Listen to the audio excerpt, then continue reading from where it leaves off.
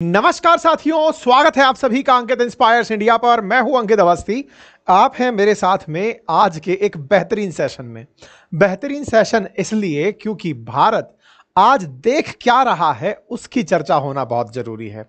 आप सभी ने अल्टीमेटली ईरान और इजराइल को 12 दिवसीय युद्ध में झगड़ते देखा। पूरे टाइम बढ़िया थ्रिल मिला, बढ़िया थ्रिल में अमेरिका का आगमन देखा। लेकिन इस पूरे शहमात के गेम में अल्टीमेट विजेता कौन रहा? यह सवाल इसलिए बड़ा हो जाता है क्योंकि इससे कुछ समय पहले पिछले ही महीने भारत और पाकिस्तान था। भारत और पाकिस्तान के बीच भी इसी तरह का शह और मात चल रहा था। आज स्थिति हमारी है। हम भी अल्टीमेटली यही जानना चाह रहे हैं कि भैया नेतन्याहू आप जीते या फिर खैमनेई साहब ईरान में बैठे हुए जीते। आज के सेशन में हमारी जो असल भाई तो आज विजेता का डिस्कशन हो रहा है कि कौन जीतेगा, नेतन्याहू जीता या फिर खैमनेई जीते। सवाल जब इस तरह के हो रहे हैं तो बैठा हुआ यह प्राणी भी सोच ही रहा है कि अरे कोई तो मुझे बोल दो कि मैंने तुम्हें अपनी तरफ से शांत करवाया। तो विजेताओं में भले ही ईरान और इजराइल की बात हो, लेकिन क्या आप इन्हें इग्नोर कर पाएंगे? अब यह सवाल क्यों बड़ा हो जाता है? क्योंकि पिछले महीने जहां हमने भारत और पाकिस्तान को बढ़िया से संघर्ष में देखा, दोनों में देखिए युद्ध जब दो देशों के बीच हो रहा हो तो उन दोनों में से या तो कोई विजेता बनता है या फिर दोनों ही सीज फायर करके अपनी अपनी शर्तों पे पीछे हट जाते हैं। भारत और पाकिस्तान के बीच में सीज फायर हुआ था, लेकिन दोनों ही देश इसका सुख नहीं ले पाए। सुख ले गया तो कौन? Donald Trump. आज भी जब भारत की तरह ईरान और इजराइल की स्थिति है, ऐसे में फिर से सवाल बनता है कि विजेता कौन?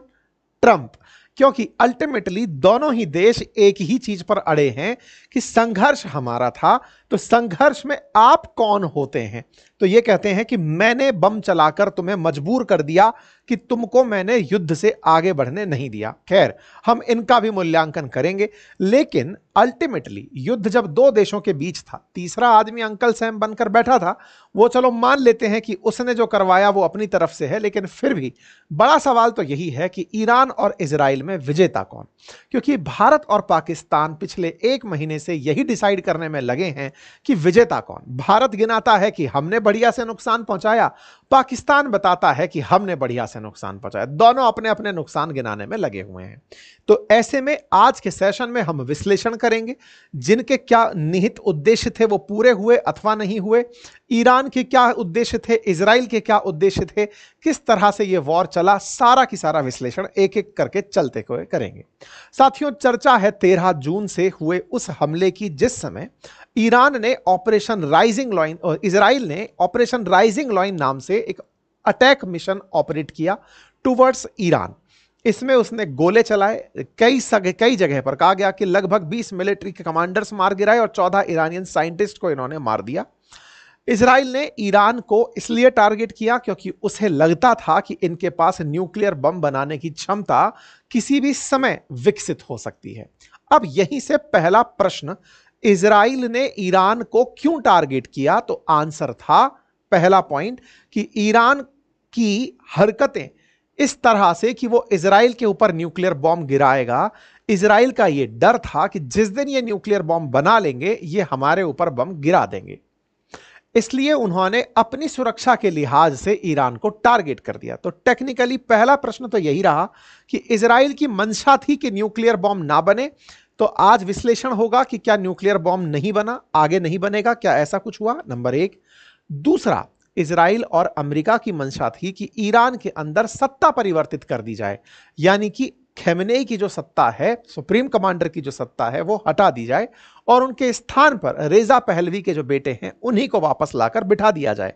इन दो डिमांड से ईरान ने हमले झेले थे, या कहिए तो इजराइल ने ईरान पर हमले किए थे।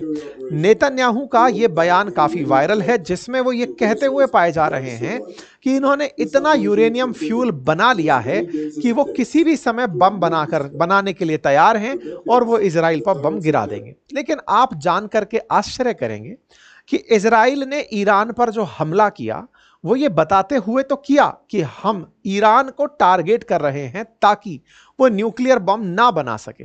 वास्तविकता यह है कि जिस तरह से इनके प्राइम मिनिस्टर नेतन्याहू ये कह रहे हैं कि हमने उन्हें न्यूक्लियर बम बनाते हुए देख लिया है, वो किसी भी समय पर बम बनाकर हम पर फोड़ सकते हैं, इसलिए हम बम मार रहे हैं। वास्तविकता जानकर आप हैरान हो जाएंगे कि नेतन्याहू का यह बयान कोई पहली बार नहीं आया था। अब से पहले कम से कम 5 बार नेतन्याहू अलग अलग समय पर यह कह चुके हैं कि बस न्यूक्लियर बॉम्ब बनने ही वाला है। मैं अभी आपको वो क्लिप दिखाऊंगा जिससे आपके मन में खुद यह संशय उत्पन्न हो जाएगा कि इसका मतलब इजराइल को केवल हमला करना था, न्यूक्लियर बॉम्ब तो केवल एक बहाना था। इजराइल ने ईरान पर हमला किया और इनके टॉप कमांडर्स और साइंटिस्ट्स को मार गिराया। बदले में ईरान भी निकलकर आया और उसने इजराइल के कई ठिकानों को एक साथ निशाना बनाया। निशाना दोनों तरफ से बन रहे थे। 2-4 दिन बढ़िया नुकसान हुए। इस बीच में इजराइल का भी काफी नुकसान हुआ, ईरान का भी नुकसान काफी हुआ। दोनों के अपने अपने नुकसान हुए। इसमें कई सीनियर साइंटिस्ट और मिलिट्री कमांडर्स मारे गए। ईरान के जो बड़े चेहरे थे वो इस पूरे हमले के अंदर अपनी जान गंवा बैठे।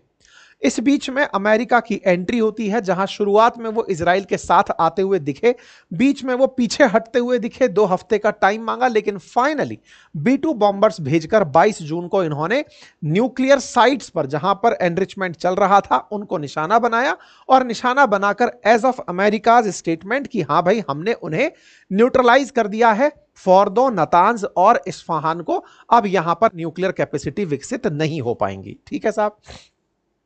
Revenge would be Iran worst mistake. America उनको धमकाते हुए कि अगर ईरान ने हमारे ऊपर बदले की कार्रवाई की तो वो उनके लिए बहुत घातक होगा, लेकिन ईरान कतई नहीं माना।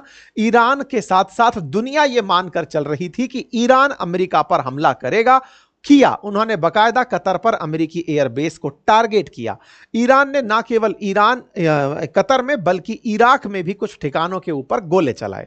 यानी कि अब बात की जाए इजराइल के बाद ईरान की, तो ईरान ने यूएस बेस को निशाना बनाया, इजराइल के अंदर सिविलियंस को निशाना बनाया, कतर में यूएस बेस को निशाना बनाना तीसरे देश को इन्वॉल्व करने जैसा था। सब कुछ हुआ।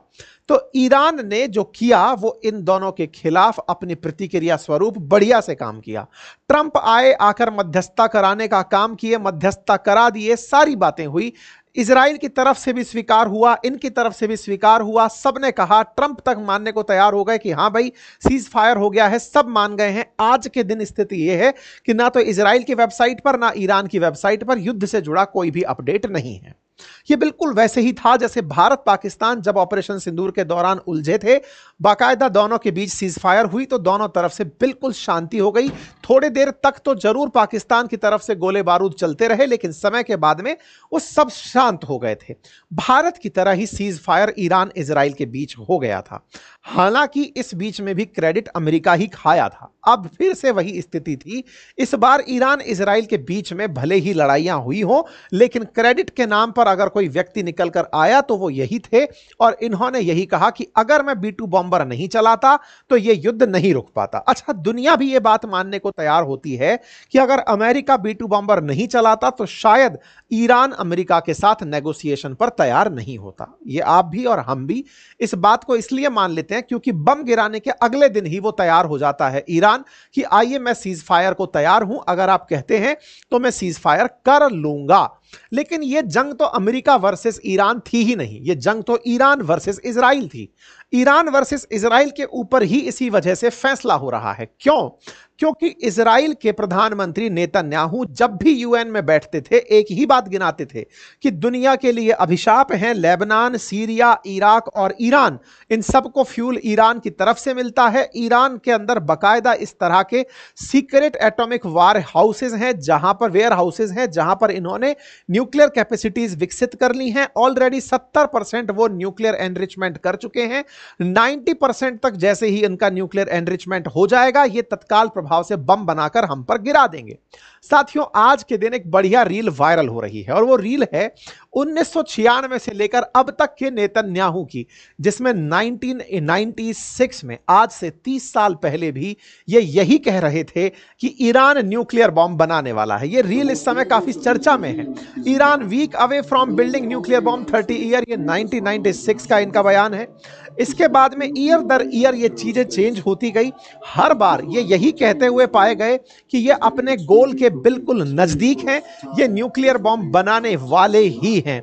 2002 में भी, this is not hypothesis, it is fact, Iraq, Iran or Libya racing develop nuclear weapon. 2012 में ये कहते हैं, कुछ महीने की बात है, कुछ हफ्ते की बात है, इनके पास में इनफ एनरिच्ड यूरेनियम होगा पहला बम बनाने के लिए। फ्यू ईयर्स में ईरान के अंदर गारंटेड है। 2015 में ये कह रहे हैं कि न्यूक्लियर बम इनके पास होगा। 2018 में कह रहे हैं ईरान जस्ट कंप्लाई, देल go have with in a few year precisely. 2018 में भी ये कहते हुए पाए जाते हैं। दे हैव वेयर, मतलब यही पूरी तरह से 2018 का। 2019 का इनका ये बयान है जिसमें IAEA के रिपोर्ट को ये हवाला देते हैं कि ये न्यूक्लियर प्रोग्राम चला रहे हैं। 2020 में ये कहते हैं कि कुछ ही महीने में ये 2 न्यूक्लियर बॉम्ब बना लेंगे। 2025 में ये कहते हैं कि इनके पास में पूरी तरह न्यूक्लियर बॉम्ब बन गया है। नेतन्याहू के इस बयान को जबरदस्त सर्कुलेशन मिल रहा है कि मिस्टर नेतन्याहू, आपने दुनिया को ये तो बिठा दिया कि ये न्यूक्लियर बॉम्ब बना रहे हैं, लेकिन आप 30 साल से कह रहे हैं ये अब तक बना क्यों नहीं पाए? इसका कहीं अर्थ ये तो नहीं निकलता कि इजराइल के खिलाफ ईरान बयान देता है और आपको वो बयान पसंद नहीं थे क्योंकि वो केवल एक ही लाइन बोलता था, death to Israel, death to America. आपको ये बात पसंद नहीं थी, बस आपने इस वजह से ईरान को टारगेट किया। लेकिन दुनिया में आपके खिलाफ मोमेंटम ना बने, इसलिए आप सबसे यही कहते रहे कि मैंने न्यूक्लियर बम बनते देख लिए या फिर ये लोग न्यूक्लियर बम बनाने जा रहे हैं। खैर, सच्चाई जो भी हो, हमने इनकी इंटेलिजेंस पर ही भरोसा किया। माना कि साहब ये कह रहे हैं तो ठीक होगा। पहले 1 न्यूक्लियर बॉम्ब बनाने की तैयारी थी, फिर 2 की थी, अब ये बोलने लगे हैं कि 9 न्यूक्लियर बॉम्ब के बराबर इन्होंने एनरिच्ड यूरेनियम तैयार कर लिया है। चाहे जो भी हो, फिलहाल के लिए बड़ा प्रश्न यही है कि इजराइल ईरान को टारगेट क्यों करना चाहता था। कारण इसलिए क्योंकि भविष्य में ईरान इजराइल पर बम ना गिरा दे, क्योंकि ईरान अक्सर यही कहता था कि यह केवल एक बम के बराबर है, एक न्यूक्लियर बम डालूंगा जिस दिन इजराइल खत्म हो जाएगा। बस इजराइल ने इसी डर के चलते ईरान पर हमला कर दिया और इस हमले में उन्होंने टारगेट किया उन न्यूक्लियर साइट्स को जहां पर न्यूक्लियर एनरिचमेंट प्रोग्राम चल रहा था। चलिए साहब, ये तो एक पहलू हुआ। तो क्या आज इजराइल को अपना जो उद्देश्य था वो पूरा होता दिखा? जवाब ट्रंप की तरफ से आता है। ट्रंप हर जगह एक ही लाइन कहते हुए पाए जा रहे हैं कि हमने अमेरिका की तरफ से जिन जगहों पर हमला किया वहां से अब न्यूक्लियर प्रोग्राम नहीं चल पाएगा, हमने उसे बर्बाद कर दिया। इजराइल का दूसरा मत था कि वो खैमनेई की सत्ता परिवर्तित कर दें, क्योंकि 1979 से जब से खैमनेई सत्ता में आए हैं, या फिर इनकी जो विचारधारा की सत्ता आई है, खुमैनी की सरकार थी पहले, तब से ईरान और इजराइल एक दूसरे के खिलाफ हो रखे हैं।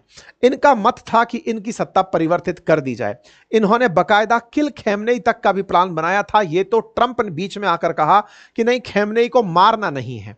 ऐसे में बड़ा सवाल यह बनकर आता है कि अगर इजराइल ये चाहता था कि ईरान में सत्ता परिवर्तित करना, ये ध्यान रखिएगा, इजराइल ने बकायदा बड़ा सोच करके राइजिंग लॉइन नाम रखा था। क्यों?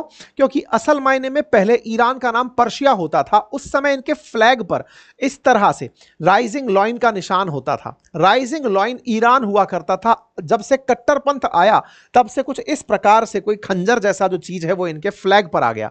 इसी वजह से इजराइल ने राइजिंग लॉइन नाम का जो प्रोग्राम रखा, असल में वो वाले पर्शिया की पुनः स्थापना थी जो कभी इजराइल का दोस्त हुआ करता था। तो इनका उद्देश्य इस प्रकार से था कि इनके झंडे पर जो राइजिंग लॉइन था वो वापस हम लेकर आएंगे। मतलब इजराइल की मंशा थी कि खैमनेई सत्ता परिवर्तित हो और हम खैमनेई को हटा करके नया ईरान बनाए जो कि पुराने पर्शिया जैसा हो। लेकिन ईरान में सत्ता परिवर्तित नहीं हुई।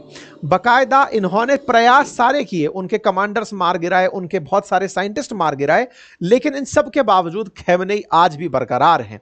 इजराइल ने ईरान के अंदर जहां जहां हमले किए, चाहे B-2 बॉम्बर्स ने हमले किए, उन सभी जगहों पर इन्होंने न्यूक्लियर प्रोग्राम को खत्म कर दिया। ये क्लेम करते हैं और हो सकता है कि अब इजराइल ये कहता हुआ भविष्य में कभी ना दिखे कि ईरान न्यूक्लियर बॉम्ब बना रहा है। लेकिन बड़ा सवाल यह है कि इनके इस अचीवमेंट के लिए क्या इजराइल को बधाई दी जा सकती है कि उन्होंने ईरान के न्यूक्लियर प्रोग्राम को खत्म कर दिया है?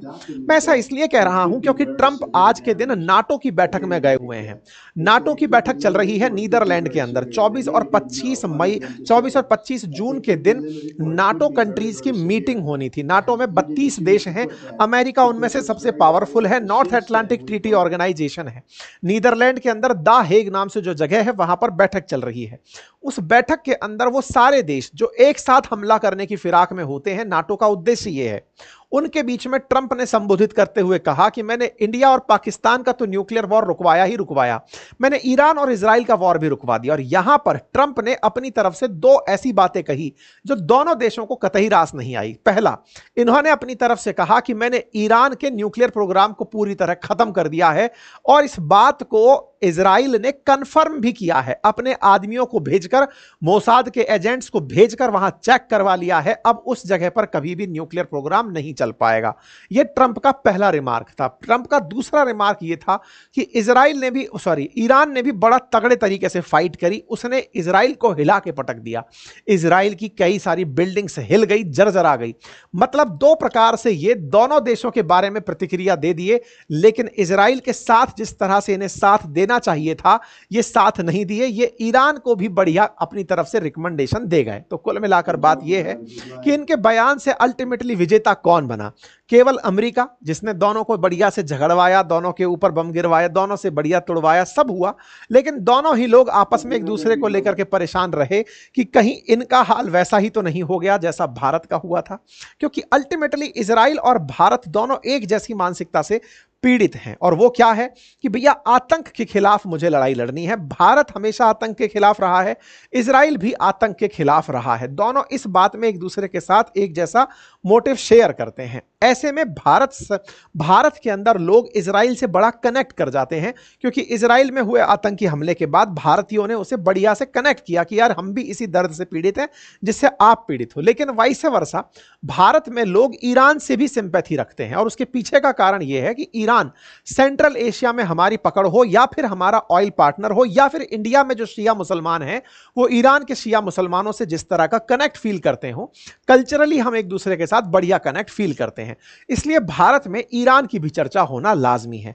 यह बिल्कुल वैसे ही है कि जब भारत ने पाकिस्तान पर गोले गिराए थे तो उन गोलों के बाद में जिक्र यही हुआ था कि भारत ने अपने टारगेट न्यूट्रलाइज कर दिए, वहीं पाकिस्तान ने कहा कि हमने भारत के फाइटर जेट गिरा दिए। दोनों ने अपनी तरफ से नुकसान गिनाए। अल्टीमेटली विजेता कौन? तो बोले साहब अमेरिका विजेता, जिसने दोनों को रुकवा दिया। नेतन्याहू कहते नहीं थक रहे कि हमने एक ऐतिहासिक जीत प्राप्त की है, हमने ईरान के न्यूक्लियर प्रोग्राम को कई साल पीछे पछाड़ दिया है। लेकिन साहब यहां इंटरेस्टिंग बात कुछ और है, और वो ये है कि खमेनेई के सत्ता के समर्थन में पाकिस्तान के अंदर बढ़िया नारेबाजी हो रही है। बाकायदा पाकिस्तान में इस तरह की रैलियां निकल रही हैं पाकिस्तान के अंदर ईरान के समर्थन में कि हां भाई ईरान ने जो है वो इजराइल को सीज फायर के लिए मना लिया, या फिर इन्होंने इतने गोले चलाए कि इजराइल और अमेरिका को चुप होना पड़ा, उन्हें गोला खाकर चुप रहना पड़ा। ईरान की इस तरह से तारीफ हो रही है कि इन्होंने इजराइल को बड़ा नुकसान पहुंचाया। ईरान की मीडिया में इस तरह की चर्चाएं चल रही हैं कि ईरान ने इजराइल को ना केवल उसके घर में घुसकर मारा, अपितु खुद आगे से सीज फायर मांगने के लिए विवश कर दिया। इस तरह से मारा कि अमेरिका के एयर बेस तक को टारगेट कर दिया। इस तरह से मारा कि ईरान को सोचने के लिए तो लोग कह रहे थे कि अगला इराक ये लोग बना देंगे, हमास की तरह, गाजा पट्टी की तरह ईरान को बर्बाद कर देंगे। अमेरिका और इजराइल को आगे से मांगना पड़ा कि सीज फायर कर लो, सीज फायर कर लो। इस वजह से ईरान में इस तरह का झंडा उठ रहा है। ईरान के समर्थन में लोग रैलियां कर रहे हैं, विजेताओं की तरह जश्न मनाया जा रहा है कि ईरान ने उन्हें विवश कर दिया। दोनों के अपने मोटिव हैं। जहां एक और इजराइल कह रहा है कि हमने उनका न्यूक्लियर प्रोग्राम खत्म कर दिया, जो उनका सबसे बड़ा थ्रेट था वो उसे न्यूट्रलाइज कर दिए। तो क्या इजराइल को विजेता की ट्रॉफी दे दी जाए? दूसरी तरफ ईरान की बात हो तो ईरान का बस इतना कहना है कि तुमको लगता है कि तुमने नष्ट कर दिया, हम तो सारी चीजों को उठा के ट्रक से निकाल ले गए थे। वहीं दूसरी तरफ आप लोगों को हमने इतना मारा कि आप आगे से हमसे सीज फायर मांगने के लिए विवश हुए। पहले तो अमेरिका खुद तैयार ही नहीं हो रहा था कि वो वॉर में इन्वॉल्व होगा या नहीं, लेकिन एक बार के लिए अगर वो वॉर में इन्वॉल्व हो भी गया तो उस वॉर में इन्वॉल्व होने के बाद वो तुरंत सीज फायर की डिमांड करने लगा। इजराइल सीज फायर की डिमांड करने लगा। ये ईरान के अंदर मैसेज सर्कुलेट किया जा रहा है कि हमने उसे इतना मारा, और तो और जब हमने उसे सीज फायर के बाद भी मारा तो वो अमेरिका के कहने पर हम पर गोला नहीं चला पाया, मतलब हमने इजराइल को विवश कर दिया। अब इस बात में खुशी किस बात की है? ईरान इस बात से खुश है कि हमारा हाल बहुत बुरा हो सकता था। ये लोग हमें इराक की तरह, जैसे सद्दाम हुसैन को मारने के चक्कर में इराक को छेद दिया था अमेरिका ने, ऐसा हमें नहीं छेदे। जिस तरह से अमेरिका ने, जिस तरह से इजराइल ने लेबनान को, सीरिया को या फिर गाजा पट्टी को पूरी तरह छेद दिया है, ये ऐसा हमें नहीं छेदे। इस बात की खुशी हो रही है कि ईरान ने अपनी सहायता, अपनी क्षमताओं से इजराइल को इतना नुकसान पहुंचाया कि इजराइल खुद आगे से, इजराइल की तरफ से शांति प्रस्ताव निकल कर आया। ईरान में इस तरह का मैसेज चल रहा है। तस्वीरें ऐसी दिखाई जा रही हैं कि खैमने के आगे ट्रंप झुककर माफी मांग रहे हैं कि सर प्लीज रोक दीजिए, बहुत दिक्कत हो गई है। ईरान इंडिया के अंदर जो एम्बेसी है वहां से ट्वीट करता है और कहता है कि जय हिंद, जय भारत, और हम जय ईरान, जय हिंद, और अपनी तरफ से इस बात पर संतोष जताता है कि इंडिया की तरफ से जो ईरान का समर्थन हुआ हम उसके साथ हैं। कुल मिलाकर के बड़ा ही इंटरेस्टिंग मामला हो जाता है कि ट्रंप जहां इजराइल को विजेता बताते हैं वहीं वो ईरान को भी विजेता बताते हैं। ईरान को विजेता कैसे बताते हैं? वो अपनी तरफ से यही कहते हुए पाए जाते हैं कि उन्होंने ऐसे गोले चलाए कि इजराइल के अंदर हाहाकार मच गया, इजराइल की बिल्डिंगें हिल गई। तो अगर ट्रंप की बात मानी जाए तो दोनों विजेता हैं। अल्टीमेटली फैसला आपको करना होगा कि आपकी तरफ से विजेता कौन है इस युद्ध का, या इसके हालात भी भारत और पाकिस्तान की तरह ही हैं। भारत ने भले ही आतंकी ठिकानों को मारा हो, भले ही भारत ने एक न्यूक्लियर कैपेबल देश के ऊपर हमला किया हो, फिर भी अल्टीमेटली यही बात हुई कि साहब हमने विजेता के रूप में खिताब नहीं पहना। इस नैरेटिव वार में फिर से ट्रंप बाजी मारकर जीत गए हैं और उसके साथ साथ ईरान इस बात पर खुश है और उसके समर्थक इस बात पर खुश हैं कि उन्होंने इजराइल को मना लिया सीज फायर के लिए। अब आप ही बताइए कि अल्टीमेटली विजेता कौन?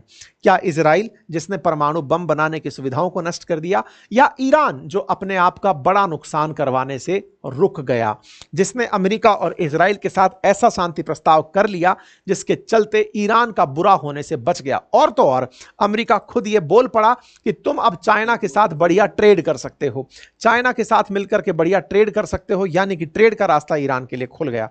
आपको क्या लगता है दोनों में से विजेता कौन है? कमेंट बॉक्स के अंदर अपनी राय अवश्य रखिएगा। दोनों के अपने हित मैंने आपको समझा दिए हैं। जहां इजराइल का पक्ष है वहीं ईरान का भी अपना पक्ष है। आप क्या सोचते हैं? अपनी राय कमेंट बॉक्स में जरूर बताइएगा, क्योंकि ये अल्टीमेटली नैरेटिव वॉर का असर है। जैसा भी हो, अपनी राय सेशन पूरा होने के बाद कमेंट बॉक्स में जरूर डालिएगा। साथियों, आज हमने एक बढ़िया प्रयोग किया है और वो प्रयोग है हमारे एक और चैनल पर, जिसका लिंक हमने कमेंट बॉक्स में डाला है। आप लोगों के लिए बहुत सारा रोचक कंटेंट हमारी टीम दिन भर लिखती रहती है। उस कंटेंट में बहुत सी रिसर्च होती है, बहुत सारा कंटेंट होता है। हाल ही में भारत के एक एस्ट्रोनॉट अंतरिक्ष यात्रा पर हैं। ऐसे में उस अंतरिक्ष यात्रा से जुड़े हुए तथ्यों को हमने आपके सामने अपने नए चैनल अंकित अवस्थी ऑफिशियल पर डाला है। लेकिन थोड़ा खास है। खास क्या है? आप जिस अंकित अवस्थी से यहां मिल रहे हैं वो हमारा AI अवतार है। आप उससे मुलाकात करिए, जाकर देखिए कि ये तकनीकी आपको कैसी लगी। अगर आपको ये तकनीकी रास आती है, इसको थोड़ी और ट्रेनिंग दी जाएगी, इसकी आवाज में थोड़ा और सुधार होगा, इसके एक्सप्रेशंस में थोड़ा और सुधार होगा। अगर आपको ये तकनीकी पसंद आती है तो फिर मैं आपको आसान रूप से बहुत सारा कंटेंट उपलब्ध कराने लग जाऊंगा। आपकी जैसी इच्छा कमेंट बॉक्स में बताइएगा। एक बार जाकर इसे जरूर देखिए। इसका लिंक कमेंट बॉक्स में, बहुत ही इंटेलिजेंट तरीके से हमने इसमें कंटेंट प्रोड्यूस किया है। आप इसे देखें कि पृथ्वी से कैसे अंतरिक्ष में इंसान की यात्रा होती है। आप उसे ऑब्जर्व कीजिए और मुझे जरूर बताइए। लिंक कमेंट बॉक्स में है। मैं आपके कमेंट्स का और आपके रिकमेंडेशंस का, आप जो सलाह देंगे उसके अकॉर्डिंग हम उसे और बेहतर करेंगे, ताकि आप तक कंटेंट बहुत खूबसूरती से पहुंचाया जा सके। आपके इंतजार में फिलहाल के लिए इतना ही। धन्यवाद।